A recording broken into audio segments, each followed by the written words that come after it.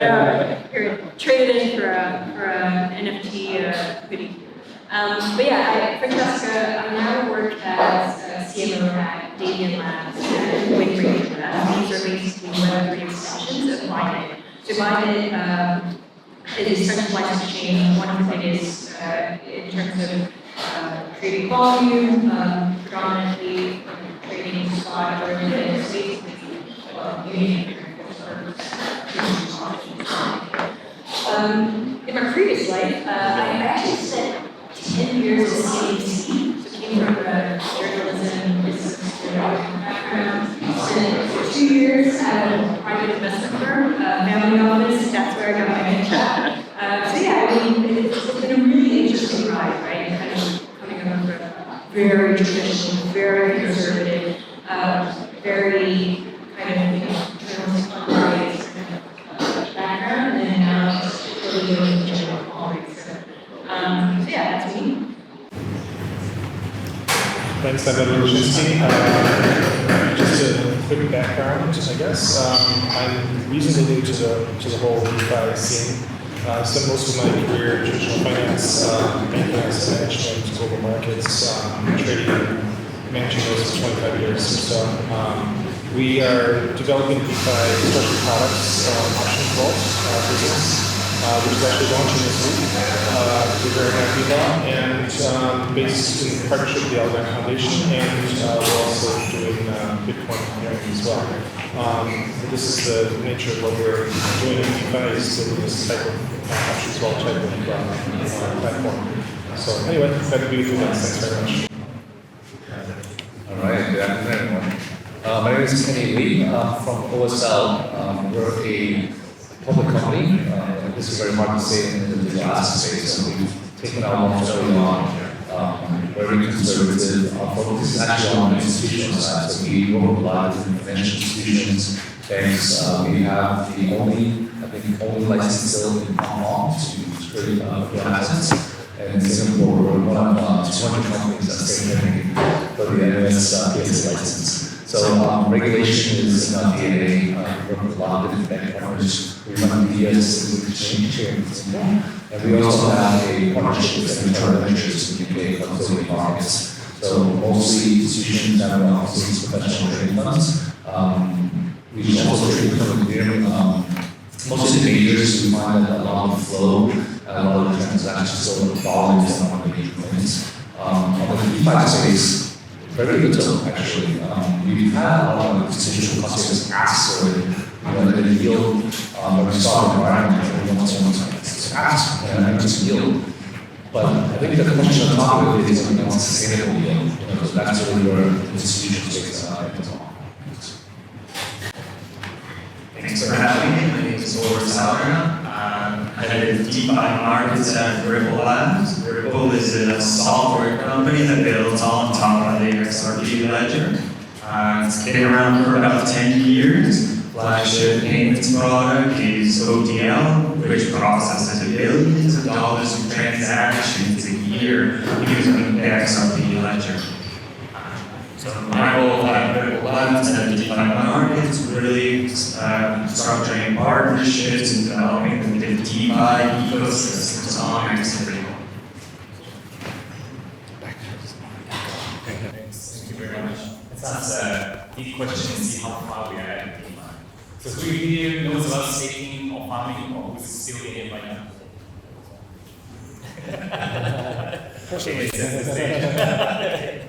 Cool. So DeFi, in case some of you that typically don't know, basically it's an industry that's coming up that has a very different mindset to what we vegans, as they call it, will call DeFi centralized finance. Okay, centralized finance basically means that there's intermediaries between, there is a central bank or an intermediary that actually has regulation under a central entity, and lots of transactions are done not peer-to-peer, but you have an intermediary between. So DeFi is on the other side, where everything is trying to be peer-to-peer. There is at least trying to have no intermediaries, although there's still a lot of things that needs to be fixed.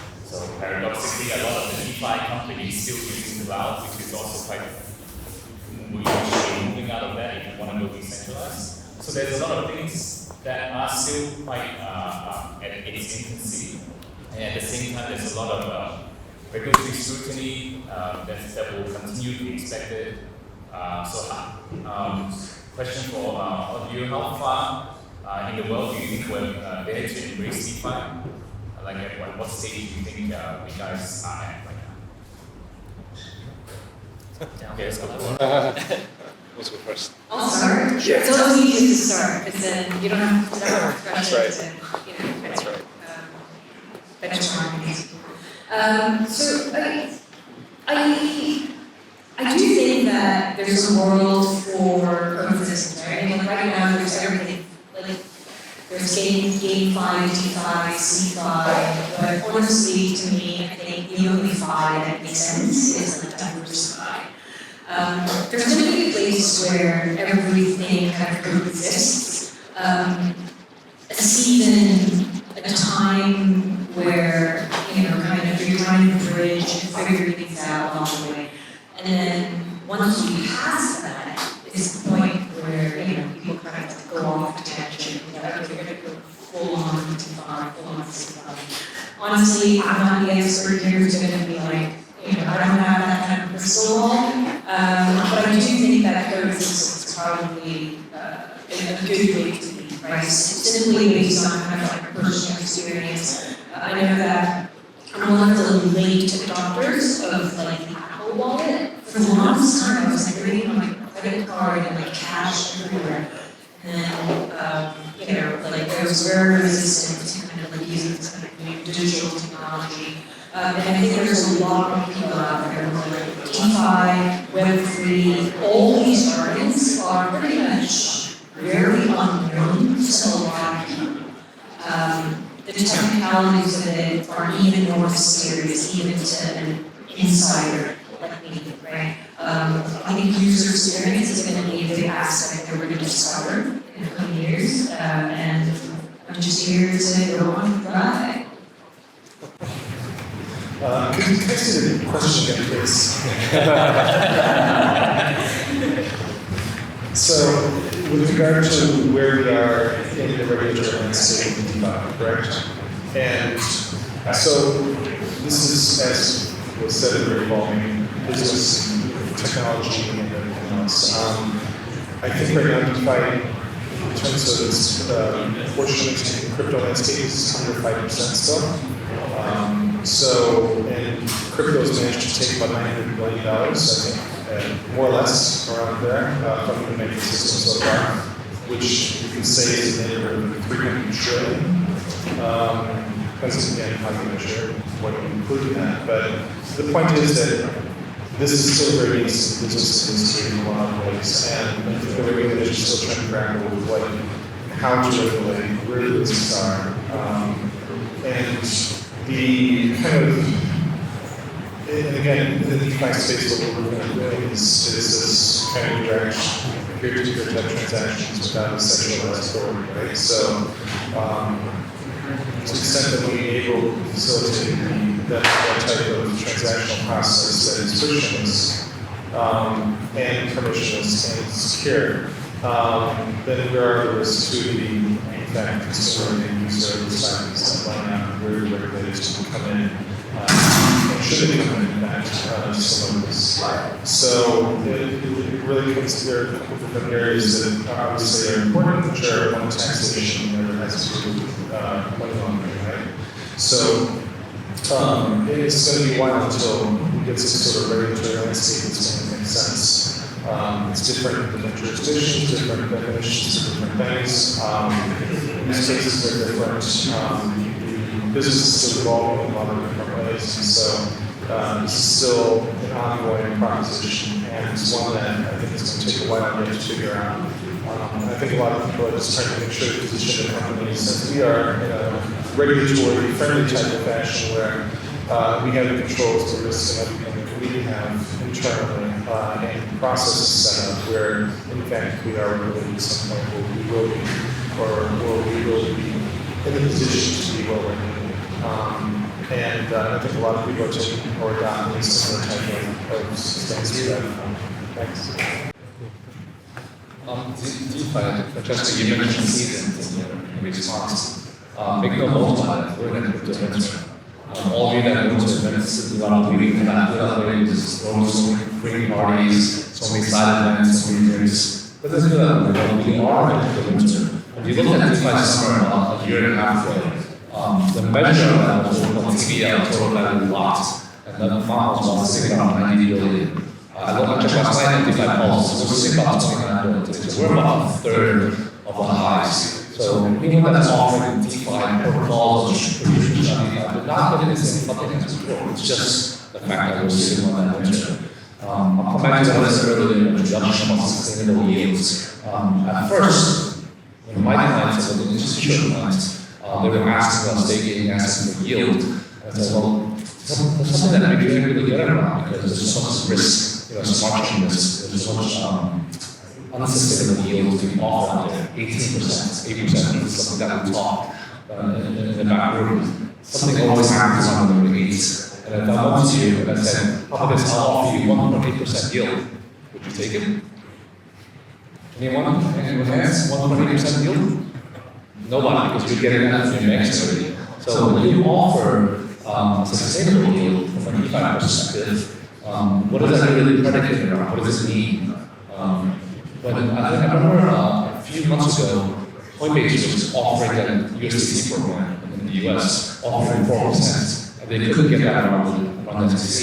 It's like, well, 4% is like half or a third of what the market was offering.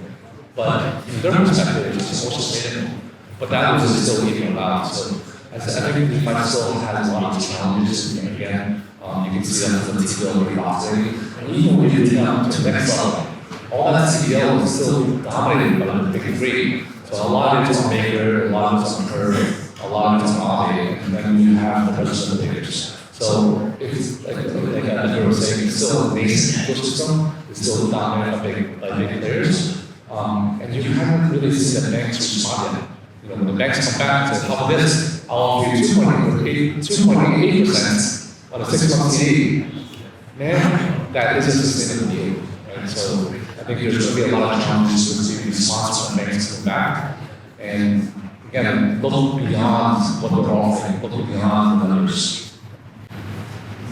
Yeah, I have to agree with a lot that's been said here. If you look at DeFi, you can boil it down to two activities, right? It's borrowing, lending, and exchange.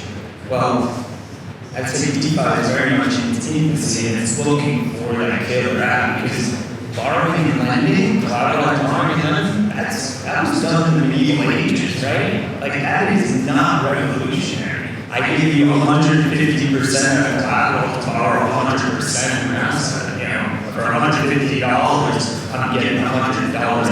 That's not very capital efficient. It's much better to borrow on an unsecured basis. And DeFi, unfortunately, isn't there yet. Maybe you're missing components of decentralized identity, right?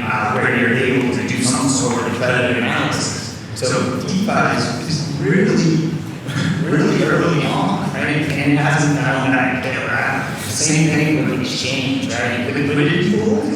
That's not the most efficient way to do a trade or to even get a reward or contribute as an LP because you expose yourself to things like permanent loss, which erodes the value. So we're still early on. The technology is in prototype phase, and we prove that it works as from a technical perspective. But what can we build on top of it? What more can we do to really bring DeFi to that next level? What is that killer app that's going to be adopted, not by the few, not by the crypto game, but by the entire world? Right? How do we get there?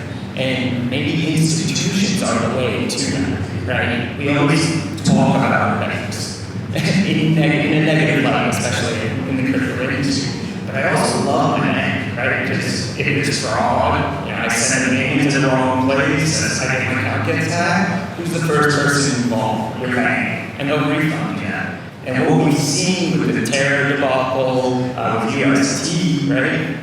there was no consumer protection in place, right? You lose your money. You know, how many people lost their life savings or a good chunk of their savings were getting 20% yield on UST when UST evaporated deep-head to zero.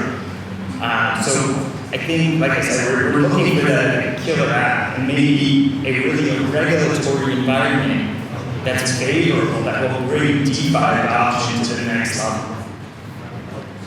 So just to add to that as well, so a couple things. So the whole issue of financial stability is one of the keys of regulation.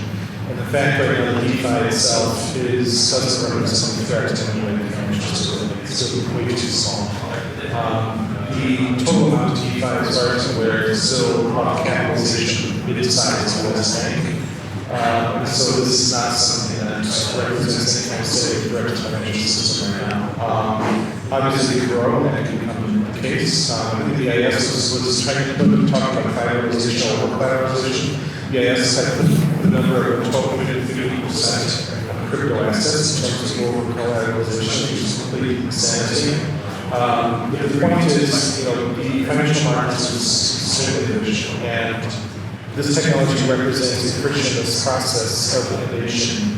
And as this goes on, of course, the liquidity pools and things like that that was just mentioned are obviously not the most efficient way to do things, given the risks and things that associated with that. But the point is that this is innovation that will drive the process forward, and ultimately, it will come down to what is the most efficient, frictionless way in which people can then borrow, exchange, and transfer economic,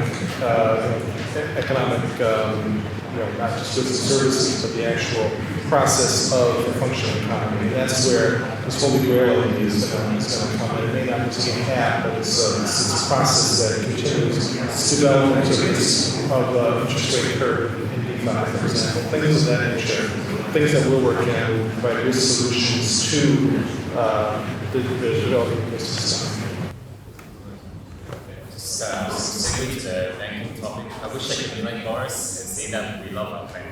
Because especially in Singapore, even for myself in 2015, the bank actually closed time. And then the inside reason was that I was doing irregular activity, but I was actually just buying Bitcoin. And so, not only that, then the industry started to flourish, yet still having the bank account problems. Only recently, when the companies having the licenses or principal approvals, then the bank accounts are paid. So, which goes to the question on the other side as well. Even if we earn DeFi yields today, we still have to bank it up. So, in terms of how far DeFi can go, like for traditional finances we have to pay with banking services and all that. Can DeFi actually bypass banks and bypass financial institutions? Is that the way of thinking, or is, like what you say, combining both would be the better way to go? And I'm glad to take it. Yeah. Thank you. Look, I think, obviously, as I mentioned with my comment earlier, Crystal of the banks and as Ripple, we work with institutions. We think institutions can be great enablers.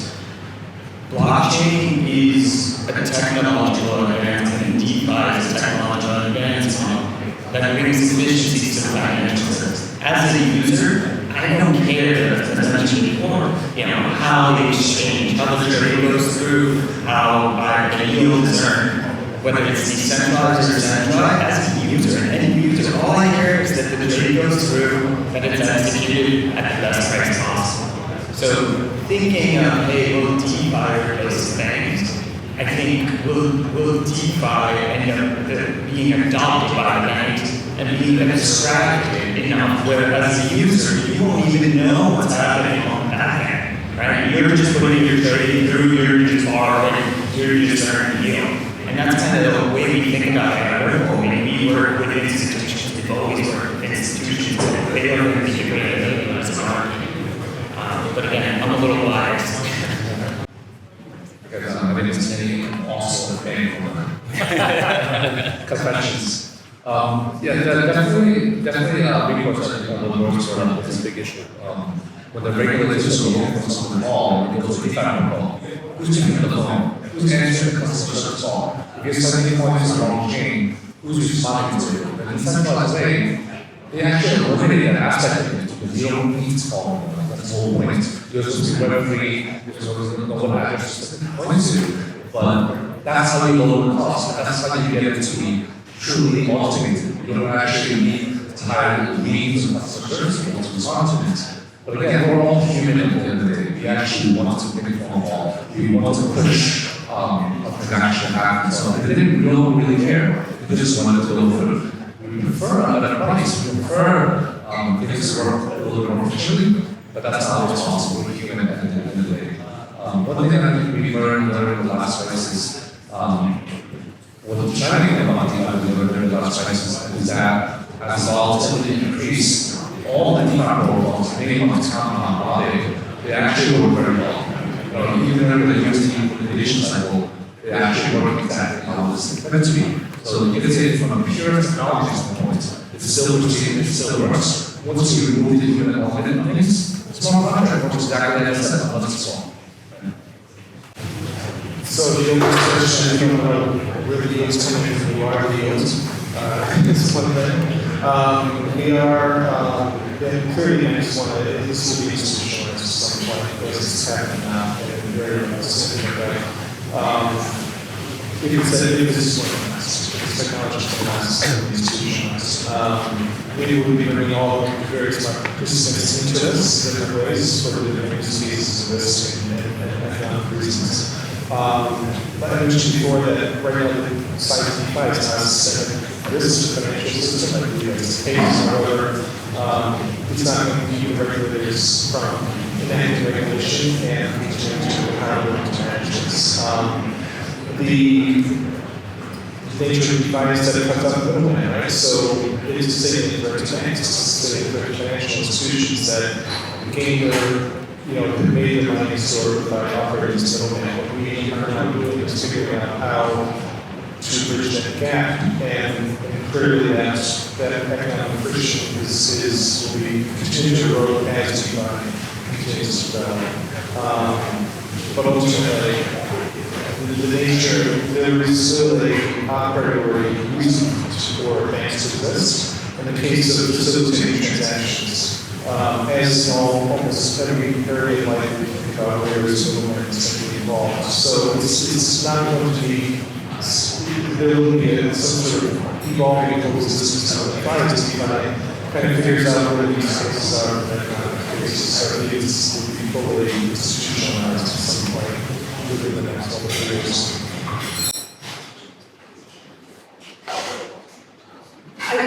I usually struggle to be like absolutist on things, right? There's always room for a little bit of history, a little bit of discovery, a little bit of, kind of acknowledging that there are we have 7 billion people in the world. Like the population of the world, massive. More or less, right? There's so many different profiles with very different kind of social behaviors, backgrounds. Not everyone's going to have access to, gadgets. Not everyone's going to be taking ownership to learn about, how we're going to have financial freedom through these different pillars. Some people are going to be a little bit more lazy. Some people would want to rely on the middleman.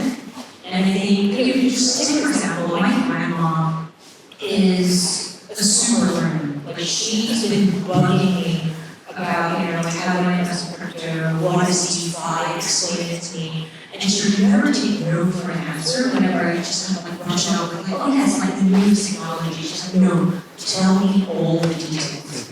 And in comparison, my brother, who's like just 2 years older than me, he's like super late. He's like, you know what, I just need to get my head around, how do we go with these things. Like there's going to be very different profiles. I'm very hesitant to kind of, assume that everyone's going to be comfortable with DeFi.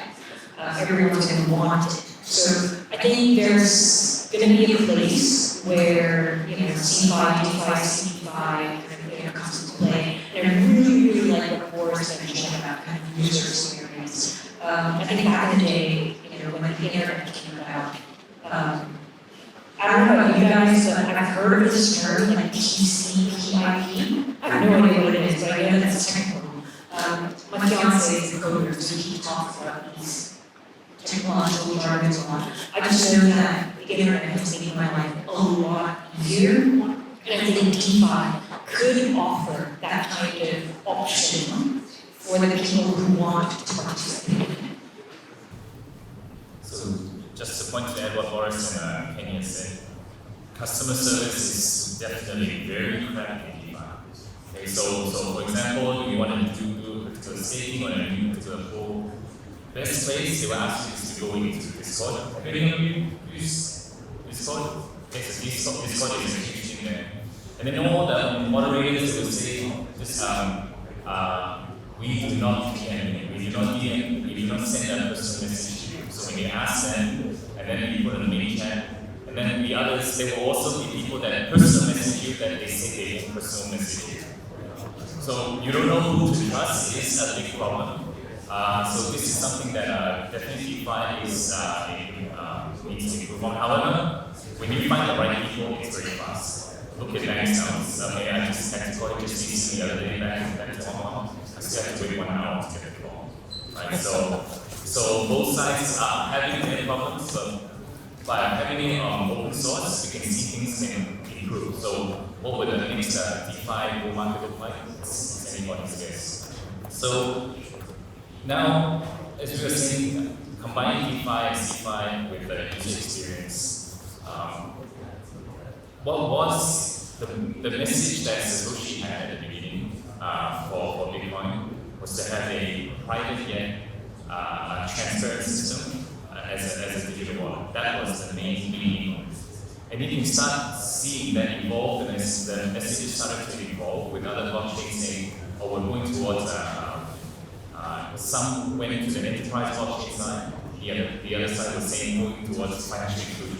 So during the ICO days back in 2018, there were actually a lot of projects that were trying to target that, albeit many actually failed to actually reach that. So financial inclusion meaning towards the bank, because you don't need to run a bank, and assuming that DeFi can grow bigger, that was one of their main aims.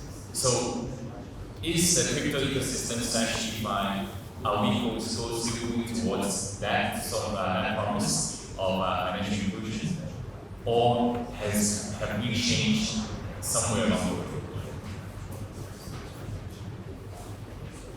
Yeah, sure. I'm glad to do this. DeFi is still going for financial inclusion in our view. By creating more efficiency, looking at blockchain technology, DeFi from a technological infrastructure standpoint, just as I mentioned, giving that analogy to the internet and the network to EIP. As any technological innovation creates efficiencies, and that means efficiencies in speed, but also ideally efficiencies in cost, and making it more accessible, right, to the broader world. And what's beautiful about blockchain that I really like is that at its core it's a network. And the value of the network is how many people there are using it. So the more people that are using any blockchain or any network, it has more value. DeFi is about inclusion, right? Bringing more people onto the network. I hesitate to participate in that debate, so I'll just offer a very simple kind of aspect of inclusivity in that it's become a lot easier for people to start building and participate in the creation of a foundation or architecture that we're trying to build. Like, what is DeFi? I think DeFi right now is going to look very different from DeFi 5 years from now, just as it was like 3 years ago now, right? And you'll notice that with the open source smart contract, it's just become a lot more easier for people to participate in the creation of that, or even like in. So earlier we talked about regulation, right? A lot of I think what rests for decentralization DeFi maybe lies in self-regulation, right? Creating kind of architecture for bounties. in the absence of decentralized governance, it comes back to the individuals to be able to, have a say in terms of intervening and kind of deciding, what's good and what's not. Finally, the big kind of commodity prices right now, a lot of it rests on various factors. But imagine, if the crown prince of anxiety didn't have as much say in terms of determining the price of oil. I think it's going to be very difficult, right? So, thanks for that. So, context before the last question. So, just think we're seeing what you said earlier. For those that use DeFi, I can tell you, even though we are in DeFi, it's actually very difficult to use. Okay, so for example, one particular chain says they're offering like yields, say 8%. Okay? You need to go from one chain, okay, like Ethereum, then you need to do something to it called wrapping, and then move it to another chain, and then move it to another chain. It's like multiple highways before you get to another particular chain. Okay, so even as a user of DeFi, I've experienced this right now. Is this going to be what it will be in the next 5 years, or how do you see things simplified in the future? Because in terms of chains, multi-chain seems like it's something that we need to embrace, or is it do you think there will be a single chain, which I don't, for myself, obviously I don't think so, but what are your thoughts? So one chain to rule them all. I'm not sure, right? I think a lot of my kind of arguments will rest on the current trilemma, right? Which I think none of the chains have been able to achieve right now. Some people pursue kind of singular transaction. Except Algorand. Okay, we'll hear more on that. But some people value speed, security, decentralization, transaction fees. Currently, there might be solutions there, but you're right. I think that's in saying that there's a lot of steps, a lot of hurdles, a lot of different steps to go through. And honestly, for me, I think the absence of a centralized customer service is going to be a big barrier to entry for many people. Right? I think the only reason I was able to adopt this is because I was surrounded with friends who've done it before and paid their tuition fees by losing a lot of money, just putting money in like, oh, maybe what happened to that disappeared because I didn't secure my code back in the day, right? So, I think education is going to be a big part of it. To your question, I think that, again, for the interim year, there's going to be many different chains, layer ones, to types, until the emergent. So let's hear it. Sure. Thanks a lot. One of the foundational work with algorithms actually solves this that you were mentioning. But I think this is going to be, there will be a number, I think this is an evolving process, and there are a number of, if you think about it, in terms of the network effects, the use cases, all of these are continuing to evolve over time. It's not one blockchain or many. Then they'll have different purposes and different use cases behind it. So there is a huge barrier to entry.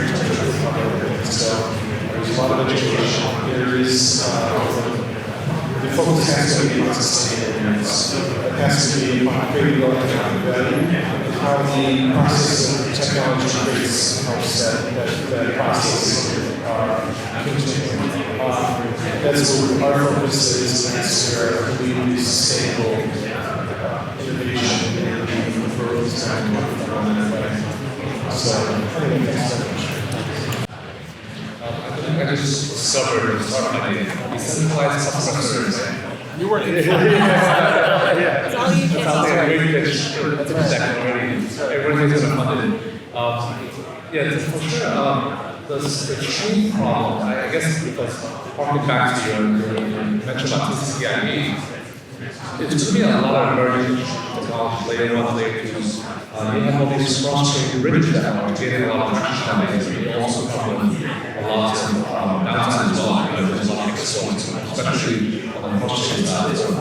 I don't think that's going to be a permanent problem. I think it's just a bridge, pun intended, for the different chains to make sure that we get to one chain that moves along. But maybe it won't be one chain that moves along. Maybe what happens is that you're going to have maybe a digital platform that allows you to kind of look at the different chains and what's being offered and explain to you what needs to happen in order for you to invest money. Because that's what's really happening right now. You know, just trying things out, maybe putting a higher portfolio, 80% yield, 80% yield, 20% yield, where you get this whole median. That's actually what a lot of people are doing. You know, they're just putting all your points into different type of yield return protocols to give you some sort of median return. But over time, hopefully we'll get to that day. Hopefully we'll get to that day. Maybe we'll be offered by a centralized service, but we also offer you a good customer service, which allows you to use different chains. And maybe that's simply the problem. So you see that today in the customer service markets. You see a lot of aggregators offering different marketplaces and putting one solution together. Because again, in the day you just want the easy one. You get the easy one, that's what we're doing. I'm very much agree with a lot that's been said here. I mean, at Ripple, we believe it's a multi-chain world. It's going to get, well, to take a step, going back to looking at blockchains as networks, right? The value of a network is the number of participants in the network. And so the more networks that are connected through the network, the more value gets created. And then genuinely feel that obviously the bridges have been a great target for hackers, right? Just think of horrible hack, right? Because there's so much value trapped. What I think going forward is we'll see DeFi as just a copy and paste on chains, right? We've seen, a Uniswap clone on chain, an Oblique clone on chains, I don't have any chains. And nothing else has been driving activity on a lot of those chains other than these absurd yields offered by the clones. Chains and chain order will need to have long-term activity, real activity, that would be the long-term driver. But it doesn't have to be just one chain, and it could be, it's going to be multiple. I can see there's a number of solutions, bridging solutions that are now that are coming out, call it Axelon or Layer 0, that are a lot safer, a lot more secure than the existing bridges that we have today, that are just secure with smart contracts and where commodity tax. So the development of that technology will enable this multi-chain world. A lot of people talk about the fat protocol thesis of the bridges, right? Where the idea is that the value of the chain will grow based on the number of users and activity. But I think that could be expanded to multiple chains. And it may be, multiple chains are going to have different kind of solutions, applications, and that's how it's special. But again, that activity, the driver of that activity for it to be long term, for it to stick, can't just So I guess that's it. We have 10 minutes. Okay. Anyone wants to ask any questions? Okay. Shy crowd. So thank you so much. So I'll pass it back to you.